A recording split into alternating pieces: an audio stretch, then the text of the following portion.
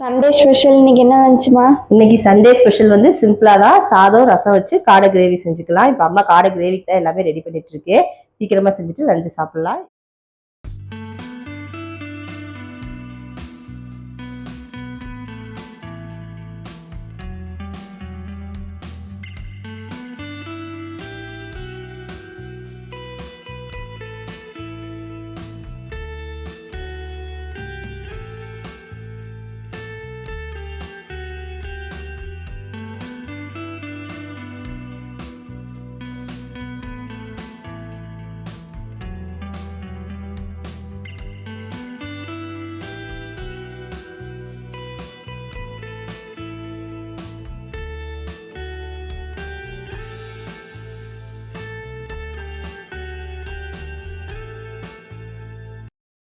எல்லாம் ரெடி பண்ணிட்டீங்களா? காடை கிரேவி பண்றதுக்கு எல்லாமே ரெடி பண்ணிட்டு காடை வாஷ் பண்ணி வச்சாச்சு. வெங்காயம், தக்காளி, பச்சை மிளகாய், புதினா எல்லாமே ரெடி பண்ணி வச்சுட்டு நம்ம கிரேவி தான் பண்ணணும். ஒரு ½ வந்து எல்லாமே ரெடி ஆயிரும்.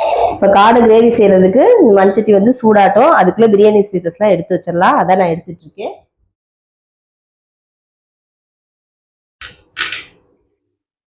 ஃபர்ஸ்ட் கடாயில எண்ணெய் சேர்த்துக்கலாம். நல்லெண்ணெய் கடலை எண்ணெயில செய்யுங்க இந்த ரெசிபி, அப்பதான் டேஸ்ட் நல்லா இருக்கும். எண்ணெய் வந்து கொஞ்சம் நிறையவே சேர்த்துக்கலாம். நான் வந்து 100 ml அளவு வந்து கடலை எண்ணெய் சேர்த்திருக்கேன். இப்போ எண்ணெய் நல்லா சூடானதுக்கு அப்புறம் இது கூட வந்து பிரியாணி ஸ்பைசஸ் ஆட் பண்ணிக்கலாம். என்னென்ன பிரியாணி ஸ்பைசஸ் ஆட் பண்றேன்னா, பட்டை இலை, அதுக்கப்புறம் 3 ஏலக்காய், 4 கிராம்பு, 2 அன்னாச்சி பூ, 2 பட்டை, 1 மராட்டி மொக்கு, கொஞ்சமா கல்பாசி சேர்த்திருக்கேன். இது எல்லாத்தையும் இது கூட வந்து ஆட் பண்ணிக்கலாம். இது நல்லா பொரிஞ்சதும் இது கூட வந்து 3 வரமிளகாய் சேர்த்துக்கலாம். கூடவே 2 பச்சை மிளகாயை 2ஆ கீறி போட்டிருக்கேன். இப்போ இதை நல்லா வந்து இதுல பொரியட்டும்.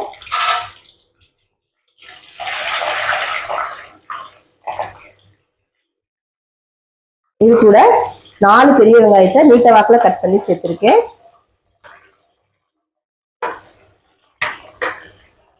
வெங்காயத்தை நல்லா வதக்கிக்கலாம்.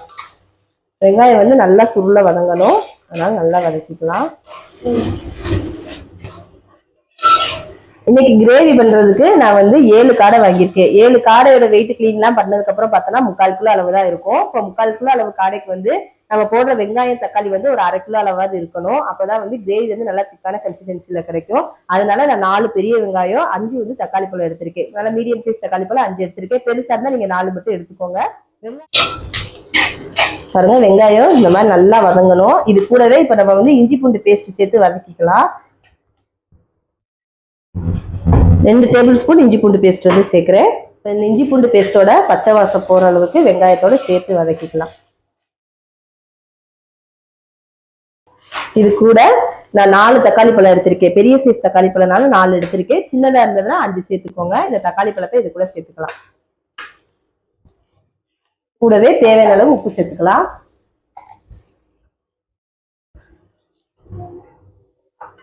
தக்காளியோட உப்பு சேர்த்து வதக்கணும்னா தக்காளி வந்து நல்லா மேஷ் ஆகி வதங்கி வரும். இதுக்குள்ள வந்து ஒட்டாம இருக்கும். சட்டியோட வந்து இந்த இஞ்சி பூண்டு பேஸ்ட் எல்லாம் ஒட்டாம நமக்கு கிடைக்கும் உப்பு சேர்த்து வதக்கணும்னா. அதனால உப்பு சேர்த்து நல்லா தக்காளி மேஷ் ஆகிற அளவுக்கு வதக்கிக்கலாம். இப்ப தக்காளி வந்து வதங்கட்டும். அதுக்குள்ள காடை கிரேவிக்கு நம்ம மசாலா ரெடி பண்ணிடலாம். மசாலுக்கு வந்து தேங்காய் எதுவுமே நம்ம ஊத்த போறது இல்ல. தயிரோட மசாலா சேர்த்து அப்படியே நம்ம அதை கூட சேர்க்க போறோம். இப்ப நான் என்னென்ன மசாலா சேர்க்கிறேன்னு சொல்லி உங்களுக்கு காட்டுறேன் பாருங்க. 100 ml அளவு தயிர் வந்து எடுத்துக்கோங்க. இது கூட 2 டேபிள் ஸ்பூன் அளவு மிளகாத்தூள் சேர்த்துக்கலாம். 2 டேபிள் ஸ்பூன் அளவு மல்லித்தூள் சேர்த்துக்கலாம். 1 டேபிள் ஸ்பூன் மிளகாத்தூள் போட்டா 1 டேபிள் ஸ்பூன் மல்லித்தூள் போடணும். நான் 2 டேபிள் ஸ்பூன் மிளகாத்தூள் போட்டனால 2 டேபிள் ஸ்பூன் மல்லித்தூள் போட்டிருக்கேன். 1 டேபிள் ஸ்பூன் கரம் மசாலா சேர்த்துக்கலாம். இது வந்து வீட்லயே ரெடி பண்ண பவுடர். 1 டேபிள் ஸ்பூன் நான் சேர்த்திருக்கேன். கூடவே கொஞ்சமா மஞ்சள் தூள் சேர்த்துக்கலாம். இதை நல்லா மிக்ஸ் பண்ணி விட்டு எடுத்து வச்சுக்கலாம். இப்ப தக்காளி நல்லா வதங்கினதும் இந்த மசாலா தான் நம்ம வந்து தக்காளி கூட சேர்க்கணும். பாருங்க, இதுதான் நம்ம இதுல போட போற மசாலே. இந்த மசாலா தான் டேஸ்ட். மிக்ஸ் பண்ணி விட்டு ஒரு 2 மினிட்ஸ் வந்து வச்சிடலாம். அதுக்கப்புறம் தக்காளியோட சேர்த்துக்கலாம். பாருங்க, தக்காளி எந்த அளவுக்கு நல்லா மேஷ் ஆகி வதங்கி இருக்குன்னு. இதுக்காக தான் வந்து நான் வந்து தக்காளி வெங்காயம் நிறைய சேர்க்கணும்னு சொன்னேன். அப்பதான் வந்து கிரேவி வந்து நல்லா திக்கான கன்சிஸ்டன்சில சூப்பரா இருக்கும். நான் சொன்ன மாதிரி நீங்க ட்ரை பண்ணி பாருங்க, டேஸ்ட் வேற லெவல்ல இருக்கும். இப்போ தக்காளி நல்லா இந்த மாதிரி வதங்கிருச்சு. இது கூட நம்ம மிக்ஸ் பண்ணி வச்சிருக்கிற மசாலா வந்து சேர்த்துடலாம்.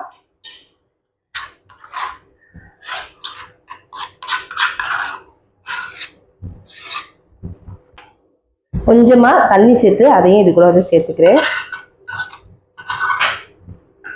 இப்போ இந்த மசாலெலாம் நல்லா மிக்ஸ் பண்ணி விட்டுருவோம். இப்போ மசால் வந்து வெங்காய தக்காளியோட சேர்ந்து எண்ணெய் பிரிஞ்சு வரணும். வந்ததுக்கப்புறம் தான் நம்ம காடை வந்து சேர்க்கணும். காடை கிரேவிக்கு மசாலா நம்ம பெருசாக எதுவும் சேர்க்கல. தயிரோட மிளகாத்தூள், மல்லித்தூள், கரம் மசாலா, மஞ்சத்தூள் சேர்த்துருக்கோம். இதை வந்து போட்டு நல்லா மசாலா போட்டு கொதிக்க விட்டு எண்ணெய் பிரிஞ்சு வர வைக்கும் போதே இந்த கிரேவி வந்து செம்ம டேஸ்ட்டாக இருக்கும். காடையோட சேர்த்து சாப்பிடும்போது வேற லெவல் டேஸ்ட்டாக இருக்கும்.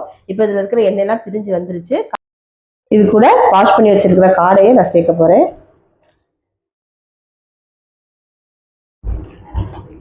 சேர்த்துட்டு இந்த காடையோட எல்லா மசாலும் சேரணும். அந்த அளவுக்கு நல்லா மிக்ஸ் பண்ணி விட்டுக்கோங்க. தண்ணி எதுவுமே ஊற்ற வேணாம். காடையில இருந்தே நிறைய தண்ணி வந்து இறங்கி வரும். அதனால நம்ம வந்து மசாலெல்லாம் காடையோட சேர்ற அளவுக்கு மிக்ஸ் பண்ணி மட்டும் விட்டுக்கோம்.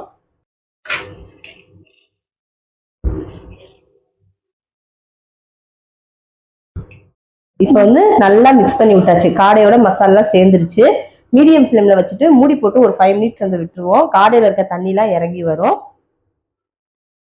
காடை வேகிறதுக்கு 5 to 10 மினிட்ஸ் தான். மீடியம் ஃப்ளேம்ல வச்சிங்கன்னா ஒரு 10 மினிட்ஸ்ல நல்லா குக் ஆயிரும். இப்போ 5 மினிட்ஸ் வந்து நான் மூடி போட்டு வச்சிருக்கேன். இதில் இருக்க தண்ணிலாம் இறங்கி வந்துடும்.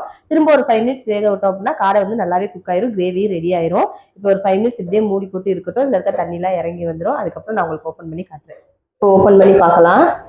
பாருங்க, நான் தண்ணியே ஊற்றல. ஆனா இதுல எவ்வளவு தண்ணி இறங்கி வந்திருக்குன்னு பாருங்க. இந்த தண்ணிலே வந்து காடை நல்லா குக் ஆயிரும். இப்போ ஒரு 5 மினிட்ஸ் வேக விட்டுருக்கேன். இதே மாதிரி இன்னொரு 5 மினிட்ஸ் வந்து மூடி போட்டு வேக விட்டுருங்க. காடை நல்லா குக் ஆகி கிரேவி வந்து திக்கான கன்சிஸ்டன்சில ரெடி ஆயிரும். பாருங்க, உங்களுக்கு எந்த அளவுக்கு தண்ணி இறங்கி வந்திருக்குன்னு காட்டுறதுக்காக தான் நான் ஓப்பன் பண்ணேன். இல்லைன்னா அதை அப்படியே மூடி போட்டு வேக விட்டுருக்கேன் 10 நிமிஷம். ஒரு 10 மினிட்ஸ் வந்து மூடி போட்டு நல்லா வேக விட்டுலாம். காடை வந்து குக் ஆயிரும். இன்னும் கொஞ்சம் தண்ணி சேர்த்தோம்னா கிரேவி வந்து நமக்கு தண்ணி ஆயிரும். உங்களுக்கு குழம்பா வேணும் அப்படின்னா நீங்க கொஞ்சம் தண்ணி சேர்த்துக்கோங்க. கிரேவி கன்சிஸ்டன்சில வேணும்னா இதே பக்குவத்துல செய்யுங்க. சூப்பரா இருக்கும். ஒரு 10 நிமிஷம் நல்லா வேகட்டும். மூடி போட்டு வேக விட்டுறலாம். இந்த காடை கிரேவி வந்து ஒயிட் ரைஸ், ரசம் வச்சு சாப்பிட்டீங்கன்னா டேஸ்ட் சூப்பரா இருக்கும். சப்பாத்தி, நான், ரொட்டி, பூரி எது கூடனாலும் சாப்பிடலாம். இட்லி தோசைனா கொஞ்சம் தண்ணியா வச்சு நீங்க இட்லி தோசையோட ஊற்றி சாப்பிட்டாலும் டேஸ்ட் சூப்பரா இருக்கும். நான் சொன்ன மெத்தட்ல ட்ரை பண்ணி பாருங்க. இப்போ வந்து காடை கிரேவி நல்லாவே ரெடி ஆயிருச்சு. இப்போ ஓப்பன் பண்ணி பார்க்கலாம் காடை எந்த அளவுக்கு குக் ஆயிருக்குன்னு சொல்லிட்டு. பாருங்க, காடை வந்து நல்லாவே குக் ஆயிருச்சு. நான் மண்சட்டியில பண்ணியிருக்கிறனால இது இன்னும் கொஞ்ச நேரத்துல நல்லா திக்கான கிரேவியா கிடைச்சிரும். காடை நல்லா குக் ஆகி கிரேவி ரெடி ஆயிடுச்சு. இந்த மாதிரி ரெடி ஆனதுக்கு அப்புறம் இது கூட வந்து இதோட டேஸ்ட்டை அப்படியே இன்னும் கொஞ்சமா இன்க்ரீஸ் பண்ணி விடுறதுக்கு ஜீரகத்தூள் சேர்த்துக்கலாம். 1 டேபிள் ஸ்பூன் அளவு ஜீரகத்தூள் நான் சேர்க்க போறேன். கொஞ்சமா மல்லித்தலை தூவி விட்டு அப்படியே புதினாவும் தூவி விட்டு இதை மிக்ஸ் பண்ணி விட்டோம்னா டேஸ்டான காடை கிரேவி ரெடி.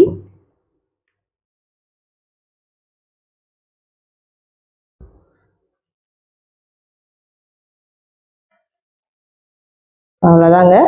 செம்ம ஈஸியான ரெசிபி. வீட்டில் இருக்கிற இன்க்ரீடியன்ஸ் வச்சு நம்ம செஞ்சிடலாம். செம்ம டேஸ்ட்டாக இருக்கும். நீங்கள் ட்ரை பண்ணி பார்த்துட்டு எனக்கு எப்படி இருந்ததுன்னு சொல்லி கமெண்ட்ல சொல்லுங்க. அவ்வளோதாங்க, இன்னைக்கு சண்டே ஸ்பெஷல் எங்கள் வீட்டில் காடை கிரேவி, ரசம், ஒயிட் ரைஸாக செஞ்சுருக்கோம். நாங்கள் இனிமேல் தான் சாப்பிட போகிறோம். நீங்களும் இந்த ரெசிபி ட்ரை பண்ணிட்டு எப்படி இருந்துன்னு சொல்லி எனக்கு கமெண்ட்ல சொல்லுங்க. Saturday recipes YouTube channel subscribe பண்ணாதவங்க சப்ஸ்கிரைப் பண்ணிக்கோங்க. Instagram page Saturday recipes follow பண்ணிக்கோங்க. Until bye from Shobana.